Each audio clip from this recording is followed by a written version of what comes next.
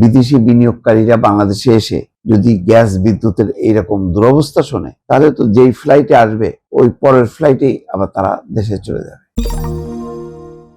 সকালবেলায় পত্রিকাটা খুলে যখন নাকি গুরুত্বপূর্ণ খবর হিসেবে দেখলাম অর্থমন্ত্রী আমির খসরু মাহমুদ চৌধুরীর সাক্ষাৎকার, যে চাইলেই কাল সকালে বিদ্যুৎ আর গ্যাস দিতে পারবো না। কথাটা তিনি সোজাসাপটাভাবে বলেছেন, সরাসরি বলেছেন, কোনো লুকোছাপা করেননি। কিন্তু এই বাস্তব সত্য কথাটা মেনে নিতে কষ্ট হচ্ছে, এবং এই কথা বলার মধ্য দিয়ে একটা জিনিস প্রমাণ হচ্ছে যে স্টেবল না আমাদের গ্যাস বিদ্যুৎ সরবরাহ বা পাওয়াটা স্টেবল না। কি দুর্ভাগ্যজনক। শেখ হাসিনা যখন একটার পর একটা বিদ্যুৎ কেন্দ্র করলো এবং বলল যে চাহিদারও বেশি বিদ্যুৎ, তখন ভাবলাম যে বাংলাদেশ মানে উন্নত দেশ। উন্নত দেশ আমি আর কিছু বলবো না, আমার বেশি যাওয়া হয় থাইল্যান্ডে। কখনো 1-2 সেকেন্ডের জন্য বিদ্যুৎ নেই এমন পরিস্থিতি হয়নি।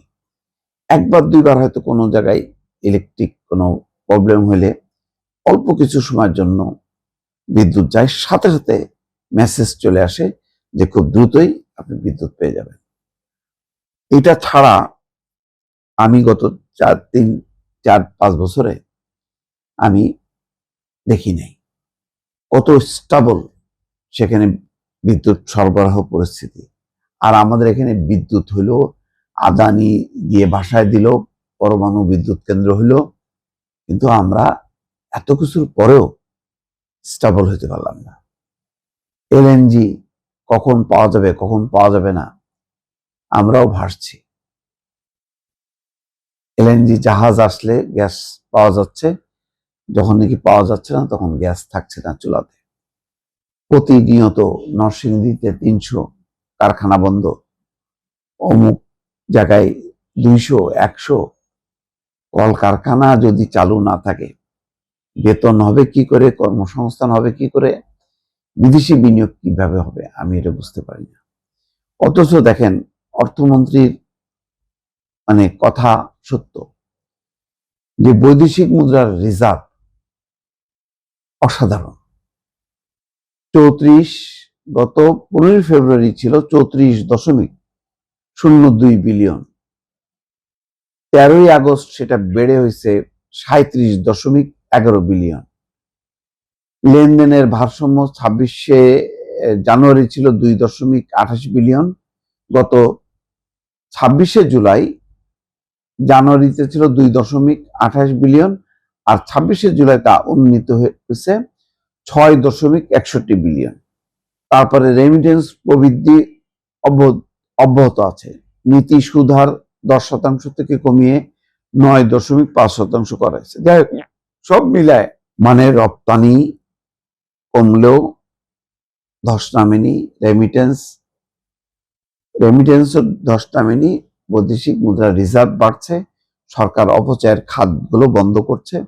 এগুলি এত কিছু ভালো হবার পরেও গ্যাস বিদ্যুতের উপর আমাদের বলা যায় যে বৈদেশিক নির্ভরতার কারণে এবং ভুল পলিসির কারণে বিগত সময় আদানির এই বিদ্যুৎ কিনতে যে এবং ওই যে ছোট ছোট আইপি বিদ্যুৎ 50 মেগাওয়াট, 100 মেগাওয়াট, 30-40 এইসব অসংখ্য এমন গ্যারান্টি দিয়ে সব বিদ্যুৎ কিনছে যে বিদ্যুতের প্রায় অর্ধেক বসায় রাখতে হচ্ছে। অর্ধেক বসায় রাখার পরও তাদেরকে টাকা দিতে হচ্ছে চুক্তি অনুযায়ী। এই বিশৃঙ্খল পরিস্থিতি কাটায় আমরা যদি স্টেবল না হইতে পারি, তাহলে কোথায় 1 কোটি মানুষের কর্মসংস্থান হবে? বিদেশি বিনিয়োগকারীরা বাংলাদেশে এসে যদি গ্যাস বিদ্যুতের এইরকম দুরবস্থা শোনে, তাহলে তো যেই ফ্লাইটে আসবে ওই পরের ফ্লাইটেই আবার তারা দেশে চলে যাবে। তো ফলে এই পরিস্থিতিটা আসলে কিভাবে ব্যাখ্যা করবে, কিভাবে সমাধান করবে, এটা আমার মাথায় কাজ করছে না। এবং ওই যে অর্থমন্ত্রী যেটা বলছেন, চাইলেই কাল সকালে আমি গ্যাস বিদ্যুৎ দিতে পারবো না, তাহলে কোন সকাল পর্যন্ত অপেক্ষা করতে হবে? কোন মাসের কোন সকাল বা কোন বছরের কোন সকাল? এইগুলো যদি আমরা যদি বলতে না পারি, ঠিক না করতে পারি, তাহলে কিন্তু প্রত্যাশিত উন্নয়ন হবে না।